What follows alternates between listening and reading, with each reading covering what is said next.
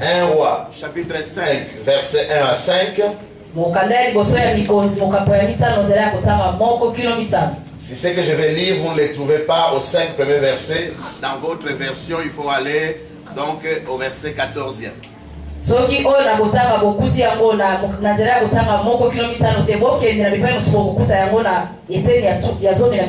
Donc il y a des versions de la Bible où vous trouverez les textes que je vais lire à partir du verset 1, mais pour les autres, il faut aller au verset 14e.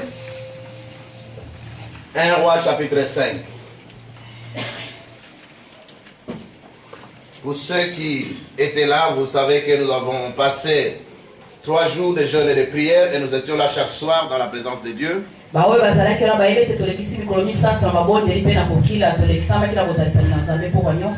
Parce que nous nous sommes engagés à chercher la face de Dieu chaque fin du mois. Tous les derniers week-ends du mois, donc nous nous retrouvons dans sa présence. Parce que sa maison doit être une maison de prière. Et c'est par la prière que nous pouvons expérimenter la présence de Dieu. Nous lisons donc dans 1 roi, chapitre 5, les 5 premiers versets. Et pour les autres, c'est à partir du verset 14e. Si vous ne trouvez pas ce que je lis dans les 5 premiers versets. Hiram, roi de Tyr, envoya ses serviteurs vers Salomon, car il apprit qu'on lui avait donné l'onction comme roi à la place de son père. Or, Hiram avait toujours aimé David. Salomon envoya dire à Hiram: tu as connu David, mon père. Il n'a pas pu bâtir une maison au nom de l'Éternel, son Dieu, à cause de la guerre qu'on lui a faite de toutes parts, jusqu'à ce que l'Éternel ait mis ses ennemis sous la plante de mes pieds. Maintenant, l'Éternel, mon Dieu, m'a donné du repos de toutes parts.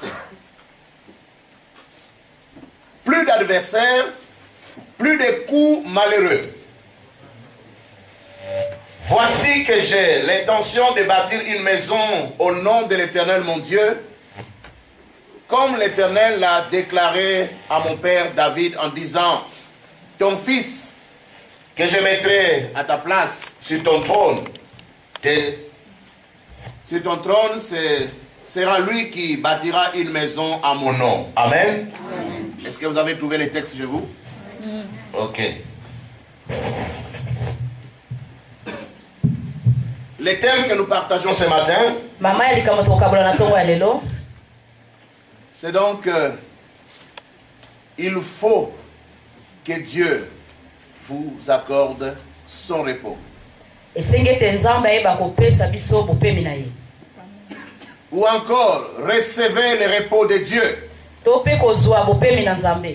Nous sommes en face d'un texte où le roi Salomon déclare qu'il a l'intention de bâtir une maison pour son Dieu. Au verset 4e, verset 18 pour les autres. Maintenant, l'Éternel mon Dieu m'a donné du repos de toutes parts. Plus d'adversaires, plus de coups malheureux. Voici que j'ai l'intention de bâtir une maison au nom de l'Éternel mon Dieu.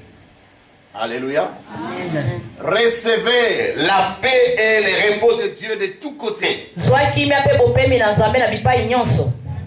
Frères, sœurs, en temps de guerre, on ne peut pas accomplir de grands projets. En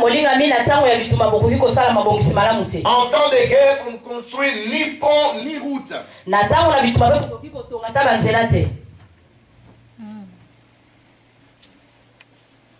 David, l'homme selon le cœur de Dieu. Un homme qui aimait Dieu de tout son cœur. Tout en étant roi, il pouvait rouler par terre pour montrer qu'il aimait son Dieu.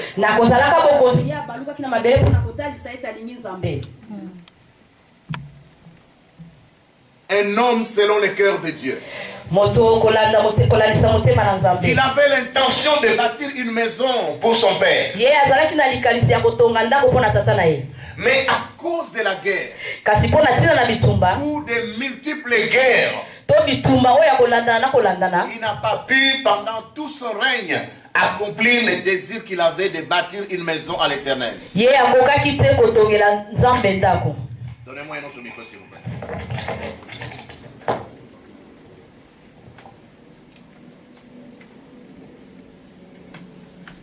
Eh oh, il faut régler cette histoire bien avant. C'est la pile.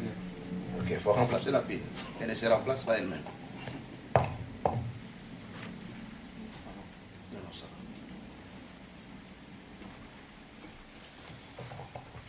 Je disais donc qu'en temps de guerre, on ne peut pas bâtir quelque chose de solide. Ni route, ni pont. On ne construit pas des hôpitaux en pleine guerre. Pourquoi? Parce que vous savez que les ennemis viendront tout détruire. Regardez ce qui se passe en Syrie. Quel est cet insensé qui prendra ces 5 millions pour aller investir en Syrie?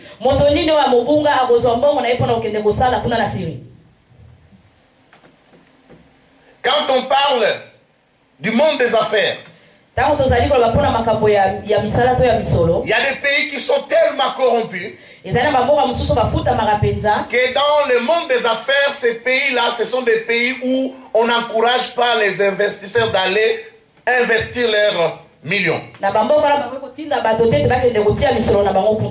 Parce qu'à cause de la corruption, à cause de la guerre, à cause de tout ce qui se passe, on ne sait pas investir et être sûr qu'on pourra faire des bénéfices. David, l'homme selon le cœur de Dieu, il avait l'intention de bâtir une maison à l'Éternel. Son Dieu qui l'aimait tant. Son cœur était rempli de passion. Il était zélé pour Dieu. David n'était pas ce genre de fidèle où on dit nous allons maintenant louer, nous allons maintenant adorer, lève-toi. Lui, tout en étant roi, il roulait par terre.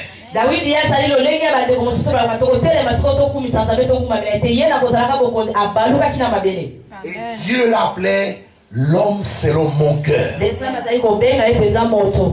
Dieu l'aimait vraiment. David n'était pas un homme parfait. Il avait aussi beaucoup de défauts. Il est tombé dans l'adultère.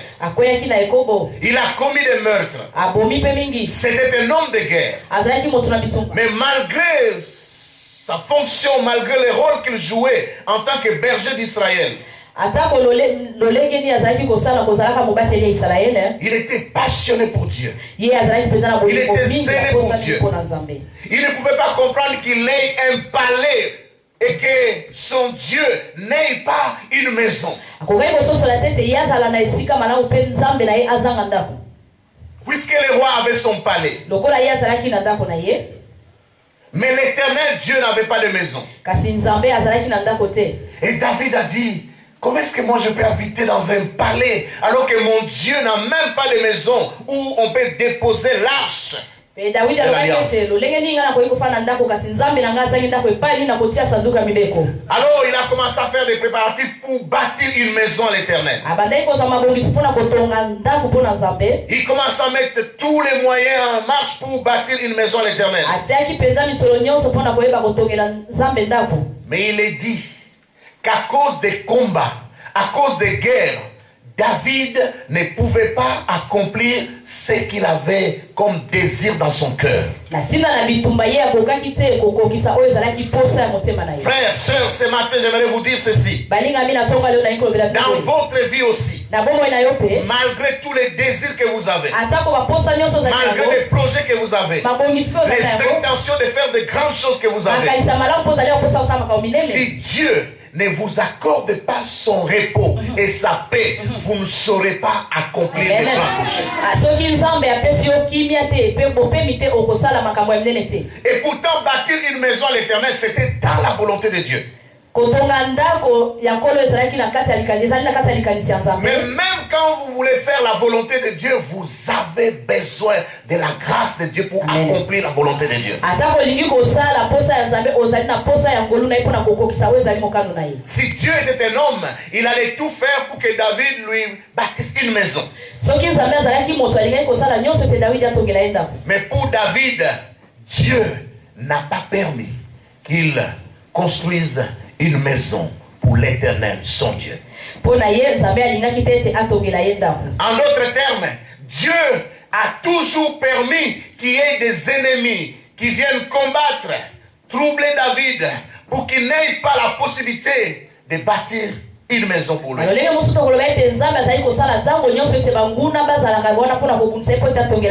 Frères, sœurs, chaque chose a son temps. Et il y a un temps pour chaque chose. Il y a un temps pour combattre. Mais il y a un temps aussi pour entrer dans le repos de Dieu. Nous ne pouvons pas combattre du matin au soir. Nous ne pouvons pas combattre du lundi au dimanche. Nous ne pouvons pas combattre de janvier jusqu'à décembre. Dieu ne nous a pas créés pour être sous tension du début à la fin. Et tant que nous aurons toujours des combats de tous côtés, les grands projets nous pouvons oublier. Oui, vous allez manger. Oui, vous allez boire. Vous aurez de quoi vous vêtir. Mais les grands projets, pour les accomplir, vous avez besoin du repos que Dieu accorde. Et quand Dieu vous fait grâce, il vous accorde la paix de tous côtés. Ce n'est pas pour que vous puissiez profiter des bénéfices que vous faites pour ajouter maison après maison, mais c'est pour que vous ayez le temps, l'énergie, la possibilité de lui bâtir une maison.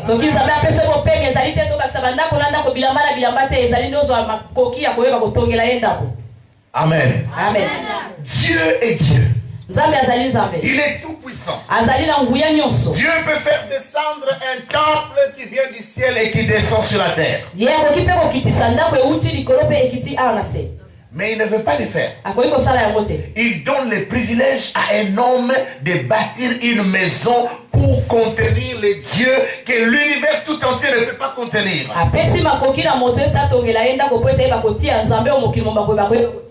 Les cieux, la terre et même tout l'univers ne peut pas contenir la présence de Dieu. Mais Dieu accepte qu'un homme puisse lui bâtir une maison où Dieu décide de faire sa demeure. Et bâtir une maison à l'Éternel, c'est une grâce. C'est un privilège, c'est un honneur. Ce n'est pas donné à tout le monde. Même David, l'homme selon le cœur de Dieu, n'a pas eu ce privilège. Vous avez la grâce que Dieu a choisi pour lui bâtir une maison. Amen. Amen. Nous sommes comme des Salomon. Ce que nos pères, ce que nos parents n'ont pas eu comme grâce, Dieu nous donne cette grâce pour que nous puissions lui bâtir une maison. Je ne sais pas pour vous, si vos parents ont bâti des maisons pour l'Éternel. Mais la plupart d'entre nous, nos parents n'étaient pas très impliqués dans les ministères. Ils avaient d'autres priorités. Peut-être que Dieu ne leur avait pas accordé le repos et la paix nécessaires pour construire une maison pour lui. Pourquoi est-ce que Dieu me donne la bonne santé? Est-ce juste pour que j'aille étudier, travailler, me marier, manger et boire? Et à la fin, c'est quoi?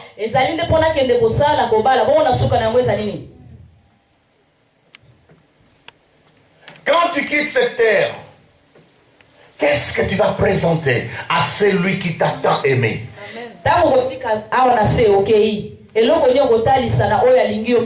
C'est facile de dire, oh Seigneur, je t'aime, tu es mort à la croix pour moi. Mais quand Jésus te demande, toi, qu'est-ce que tu fais pour moi?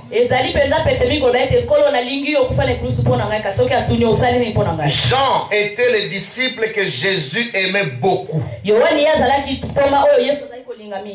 Mais est-ce que Jean était aussi le disciple qui aimait beaucoup Jésus? Amen. Amen. C'est bien d'être aimé par Dieu, mais est-ce que nous aimons vraiment Dieu? Frère, en introduisant ce message, j'aimerais simplement que tu comprennes que bâtir une maison à l'Éternel, c'est un honneur, c'est un privilège.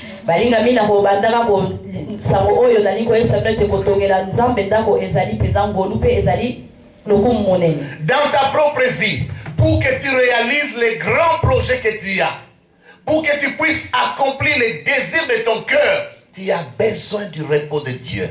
Tant que Dieu ne t'accorde pas son repos, tout ce que tu es en train de rêver, ça restera comme des rêves.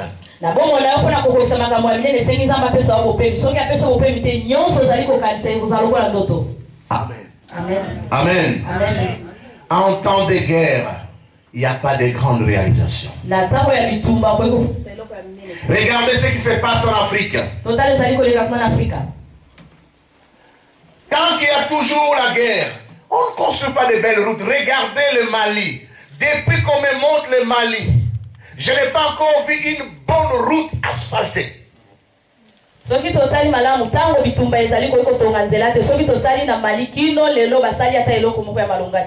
50 ans après les indépendances, il n'y a même pas une armée. C'est maintenant qu'il faut encore faire venir même des gens qui travaillent chez Securitas pour former les militaires maliens. Oui, j'ai vu un jeune garçon qui n'est pas militaire de carrière, mais qui est en train de former des militaires maliens. 50 ans après les soi-disant indépendance, les pays africains peinent encore. Pourquoi? À cause des guerres. Tant qu'il y a la guerre, on ne fait pas de grands projets. Il n'y a ni pont, ni route, il n'y a pas d'hôpitaux, il n'y a pas d'école. Tout ce qu'il y a en Afrique, généralement, c'est ce que les colons ont laissé.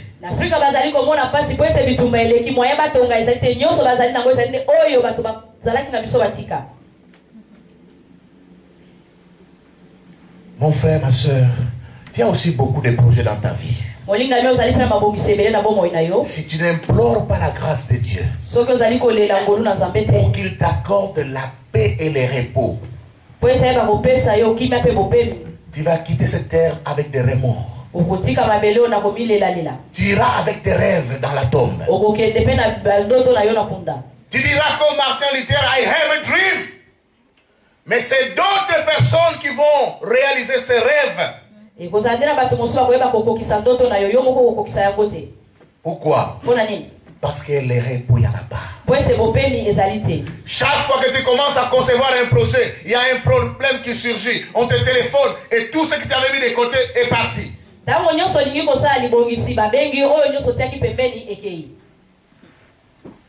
tu veux faire quelque chose, c'est une maladie qui vient pour prendre tout ce qui est en réserve. Je le disais pour ceux qui viennent en semaine, il y a des familles ici. Vous avez des membres de famille qui sont restés en Afrique, même pour $100. Si vous n'intervenez pas, la personne peut mourir.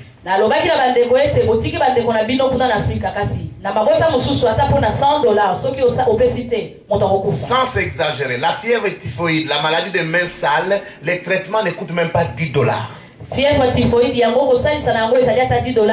il y a des gens qui meurent à cause de ça. Parce que vous n'avez pas été en mesure d'intervenir.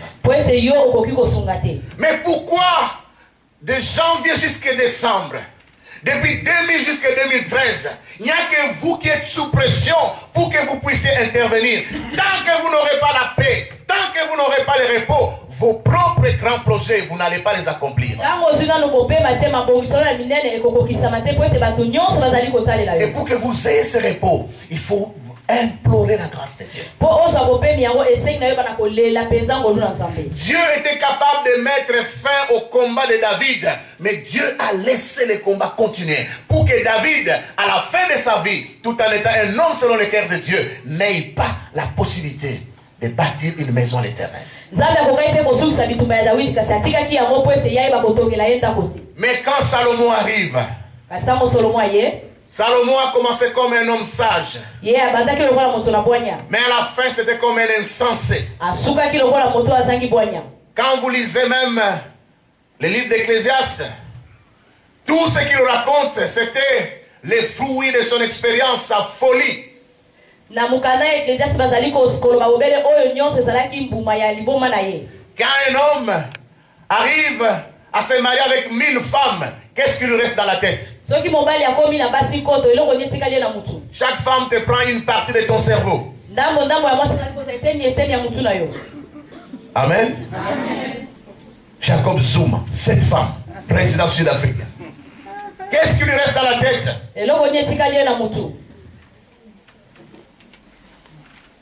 Oh, j'ai prié pour toute l'église. J'ai prié pour chaque frère de cette église. J'ai prié pour chaque sœur. J'ai prié pour toutes les familles. Que Dieu vous accorde le repos de tous côtés.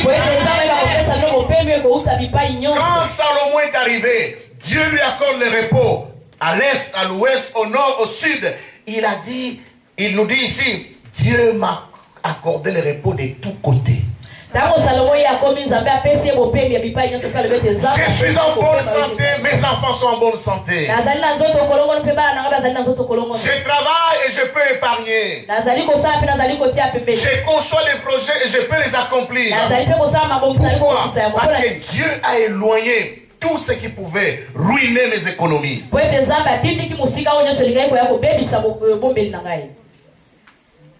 Vous savez, il y a des gens, c'est comme si Satan et tous ces serviteurs qu'on appelle maladie, malédiction, ils connaissent la date où tombe votre salaire.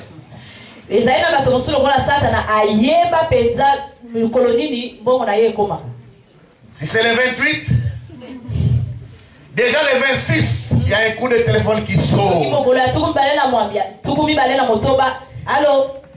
Ici, il reste juste un fil pour que les cœurs cèdent. Et quand tu entends ça, si tu n'interviens pas, c'est la culpabilité. Tu es obligé de donner. En plus, ton salaire c'est juste 1300. Mais on te dit, il faut $600. Les Africains, ils aiment exagérer. Il faut $600. Et quand tu calcules, c'est 450 € sur les 1300. Seigneur, accorde-nous les repos. Guéris les pays africains. Guéris nos pays, Seigneur. Parce que si tu les guéris et que nos membres de famille trouvent aussi la paix là où ils sont, nous aurons la paix ici aussi. C'est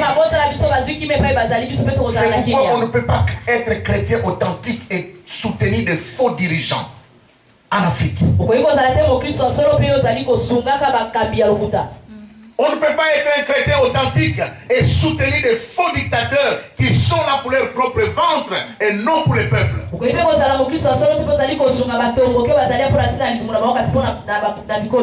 Parce que quand on voit la misère, la souffrance, c'est impossible. Mais je prie que Dieu vous accorde le repos. Il y a des gens, ça fait longtemps que vous avez acheté un morceau de terrain. Mais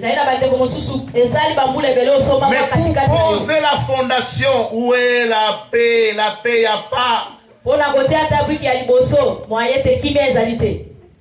Tu as des projets. Je vais faire ci, je vais faire ça. Mais pour commencer, c'est pas que tu ne touches pas l'argent. L'argent passe par tes mains, mais tu n'as pas de paix. Tu n'as pas le calme qu'il te faut. Tu n'as pas la tranquillité qu'il te faut pour concevoir et réaliser des grands projets. Tout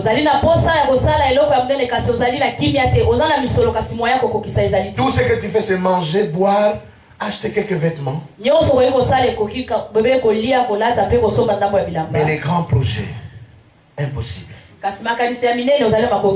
Et pourtant, tout gouvernement responsable Toute entreprise et toute équipe a des objectifs. Belgacom a des objectifs pour l'année 2013. Cybergaz, Bipost et toutes ces entreprises, chaque entreprise a des objectifs pour 2013. Ils ont des objectifs pour 5 ans, 10 ans. Mais quand est-ce que nous allons concevoir des grands projets? Si Dieu ne nous accorde pas les réponses. Amen. Amen. Que Dieu vous accorde les repos de toutes parts. Saisissez les repos de Dieu. Saisissez les repos de Dieu.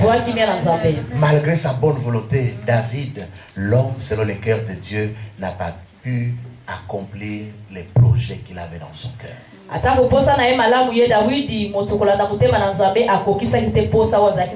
Écoutez son fils Salomon le dire au verset 3 du chapitre 5. Il parle au roi Hiram. Tu le sais, les ennemis de David, mon père, l'ont attaqué sans arrêt. Maladie, malédiction, problème, sans arrêt. N'est-ce pas, frère Ignace? Faillite, des vols, des détournements. Tu veux faire quelque chose sans arrêt, il y a des combats. C'est pourquoi même certaines personnes ont créé le ministère du combat. Parce qu'il y a des combats. Et on devient des boxeurs et des catcheurs spirituels qui boxent, qui catchent sans arrêt. Mais vous ne pouvez pas boxer et catcher sans arrêt. L'homme n'a pas été fait pour vivre sous la pression. Dieu a créé le monde en 6 jours. L'homme est venu les derniers jours de la création. Et il a commencé à vivre donc au jour du repos, le sabbat. C'est pour dire, Dieu a déjà tout préparé. Quand il te crée toi, c'est pour que tu viennes entrer dans son sabbat, dans son repos. Ce n'est pas la volonté de Dieu qu'on soit troublé du lundi au dimanche. Janvier jusqu'à décembre, on est troublé. Non.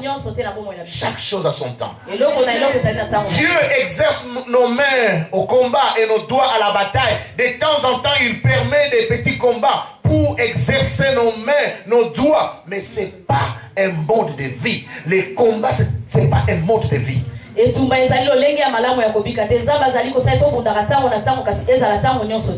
le 6e jour, on a commencé à vivre dans un jardin de délices où tout était déjà préparé. Et aujourd'hui, pardon, nous parle austérité. Austérité. Austérité. Même François Hollande qui voulait faire la différence, il se rend compte qu'il faut seulement l'austérité. Il a fait des discours, mais la réalité lui dit qu'il faut seulement l'austérité.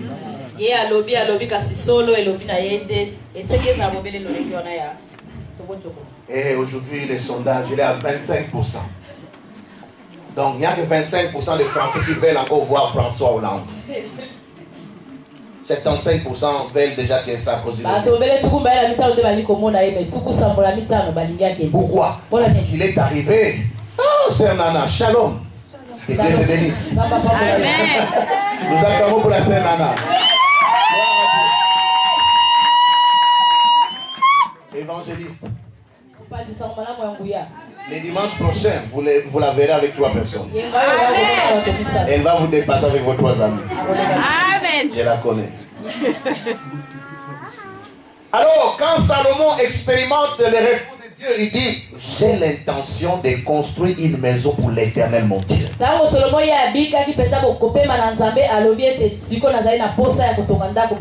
Je me suis posé des questions. Pourquoi Dieu ne donne pas la grâce à David de lui bâtir une maison alors que c'est un homme selon son cœur?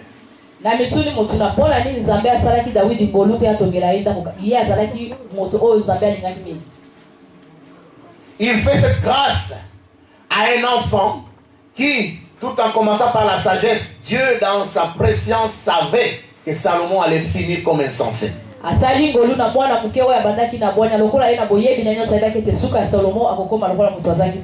Servir Dieu, c'est juste une grâce. C'est un privilège. Il ne faut pas qu'on vous pousse pour servir Dieu. Il y a des gens qui se bousculent pour trouver une place comme missionnaire et servir Dieu. Vous savez, frère, quand vous aurez tous les millions que vous cherchez, même des milliards, après avoir fait tous les désirs de votre cœur, vous allez arriver à un point comme Bill Gates, deuxième fortune du monde, donc. Il dit, mais qu'est-ce que je vais faire avec tout ça? Alors il crée une fondation où il fait les tours de tous les pays sous-développés pour prendre son argent, aider pour la malaria, qu'on fasse des recherches pour la malaria, qu'on puisse donner des moustiquaires imprégnés. Tout son argent, il se rend compte que, mais à quoi bon si je ne sers pas les autres avec tout ça?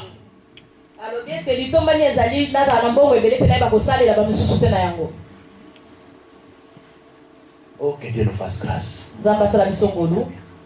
Salomon, ayant compris la grâce que le Seigneur lui fait de lui construire une maison, il s'engage à réaliser.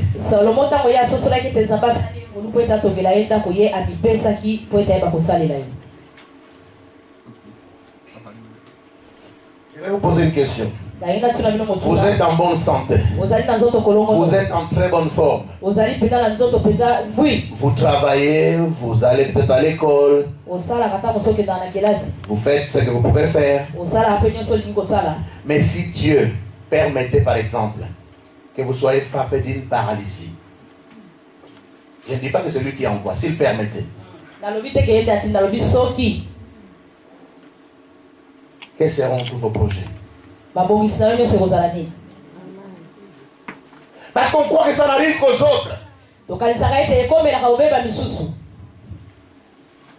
Si tu te retrouves sur une chaise roulante ou même pour tes petits besoins, il faut que quelqu'un t'accompagne. Qu'est-ce que tu vas faire de tous tes grands projets? Parce que quand on est en bonne santé, on croit que c'est un droit. Dieu me doit la bonne santé, il ne te doit pas la bonne santé. C'est une grâce, c'est une faveur qui te fait.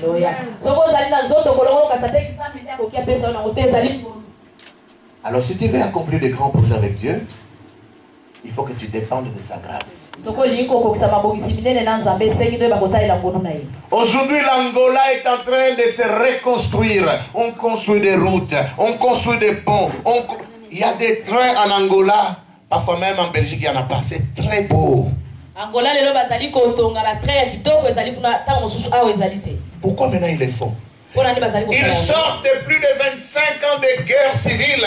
Pendant cette période-là, ils ne pouvaient pas réaliser tous ces grands projets. Maintenant que les flecs a été affaibli depuis le départ de Savimbi, alors ils peuvent faire des grands projets. Dans ta vie, tant que tes ennemis ne seront pas matés par Dieu, tant que Dieu ne met pas sous tes pieds tous tes ennemis, ils viendront tout le temps te troubler.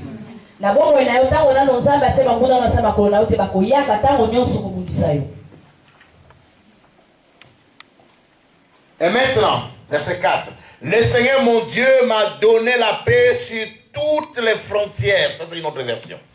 Donc, d'Arlon à Ostende, c'est la paix. Les France Belang ne dérangent pas. Partout, c'est la paix. De temps en temps, il faut couper. Hein? Si tu vas mettre directement sur YouTube, un dimanche.